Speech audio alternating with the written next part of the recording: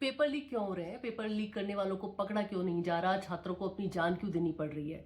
ये सवाल बिल्कुल पूछे जाने चाहिए, क्योंकि जिस देश में छात्रों को आत्महत्या करनी पड़े वहां राम राज्य नहीं आ सकता।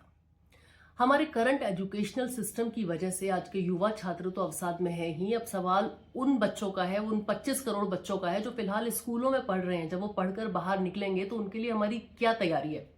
क्या हम उनको देकर जाएंगे? ये पेपर लीक का ट्रेडिशन, पिछले 2 दशकों में पेपर लीक की जितनी घटनाएं हुई हैं उनमें सिर्फ 18 लोगों को पकड़ा गया है, 18 लोगों को सजा मिली है। बाकी के लोग जमानत पर घूम रहे हैं। उनको पता है कोर्ट में सालों साल लंबा केस चलने वाला है।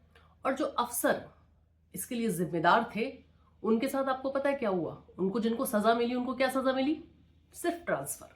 और बाकियों को वो अपने उसी दफ्तर में अगले महीने उसी कुर्सी पर बैठे पाए गए। यानी कि अगली पेपर लीक तय है।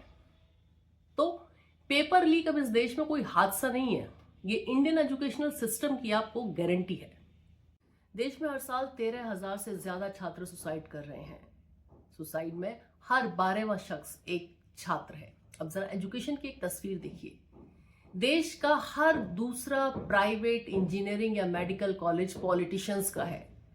कहां से हाईवे कटने वाला है इनको सब पहले से पता होता है। तुरंत हाईवे किनारे जमीन ले ली जाती है और एक आलीशान इमारत खड़ी कर दी जाती है इंस्टीट्यूट के नाम पर। गरीब किसान अपनी जमीन गिरवी रखकर बच्चों की मोटी फीस देता है यहां पढ़ने के लिए, और कॉरपोरेट में नौकरी करने वाला मिडिल क्लास जैसे तैसे लोन लेकर अपने बच्चों को यहां पढ़ाता है। और क्या जोरदार पढ़ाई हो रही है हमारे देश में।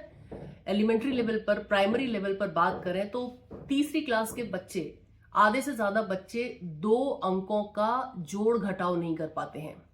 9th के बच्चे आधे से ज्यादा बच्चों को मैथ और साइंस में उनके आधे से भी कम मार्क्स आते हैं। और टीचर्स हैं उनको लगा देते हैं कभी जनगणना के काम में तो कभी किसी और डेटा कलेक्शन के काम में। तो क्या शिक्षा मंत्री धर्मेंद्र प्रधान के इस्तीफे से ये सारे इश्यूज रिजॉल्व हो जाएंगे? बिल्कुल नहीं होंगे। हो सकता है उनके बाद जो आदमी आए वो इनसे भी ज्यादा वर्स हो। वैसे इनको भी जाने के बाद ऐसा नहीं है कि कोई एजुकेशन के फील्ड में ये ऐसे कोई शिक्षाविद है कि इनको मिस किया जाएगा। दरअसल सही इलाज होगा, हमें पूरा सिस्टम बदलना पड़ेगा, हमें सिस्टम पर बात करनी पड़ेगी। हाँ, मैं इस आंदोलन के पूरी तरह साथ हूं, लेकिन एक आदमी पर मत अटको, क्योंकि एक आदमी के जाने से एक्चुअली मुद्दे सॉल्व नहीं होंगे। हमें चेंज करना होगा इस पूरे एजुकेशन सिस्टम को। तो अगर आपको भी ये लगता है कि हाँ सिस्टम पर हमें बात करनी चाहिए तो प्लीज कमेंट करके मुझे बताइए। और अगर आपको ये वीडियो ठीक लगा है तो जिस भी प्लेटफॉर्म पर आप इसे वॉच कर रहे हैं आप लाइक कीजिए और सब्सक्राइब कीजिए।